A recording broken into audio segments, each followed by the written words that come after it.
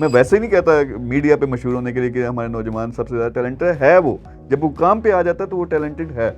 تو اس کو اوورسیز کو سمپل یہ بتاتے ہیں کہ دیکھیں آپ کا فائدہ ہے، یہ چیریٹی نہیں ہے.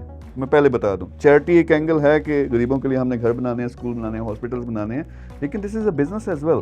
تو آپ جو پیسہ لنڈن میں کسی کمپنی میں لگا رہے ہو اور اس سے آپ سال کا 6-7% کما رہے ہو، یار پاکستان میں لگاؤ 80% آتا ہے.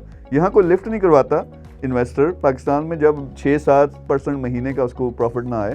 سو دیز آر ہیوج پروفٹس، لیکن اس کو سسٹم میں لے کے آنا کیونکہ رسک بھی اتنا ہی ہے. تو ان کو صرف یہ بتاتے ہیں کہ یار پروجیکٹ بنا کے پلان گراؤنڈ پہ کھڑا کر کے بتاتے ہیں کہ یہاں آ کے آپ بھی کام کرو. پھر دوسرے، آپ international top companies, multi billion dollar valuation کی کمپنیز ہیں، اس میں ڈائریکٹر پاکستانی ہیں، اس میں سینئر لیول پہ پاکستانی کام کر رہا ہے، نوجوان وہاں پہ کام کر رہا ہے اوورسیز.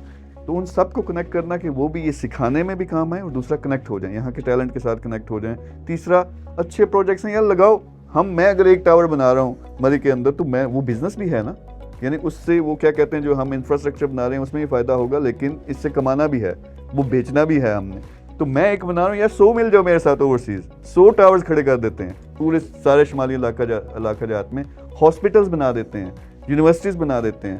تو اس طرح کے جب سارے مل کے کام کریں گے تو آئی فیل کہ سب سے بڑا جو ہمارا اثاثہ ہے اس وقت، ایک طرف تو نوجوان ہے، لیکن اوورسیز نے جو کام کیا باہر جا کے، اور وہ ایسے لیول پہ پہنچے ہیں کہ وہ ہمارے ساتھ مل کے کام کرتے ہیں. تو یہ جو ہم ٹارگیٹس کی بات کریں، دس از نتھنگ اینڈ انشاءاللہ وی ول اچیو دیٹ ڈیفینیٹلی.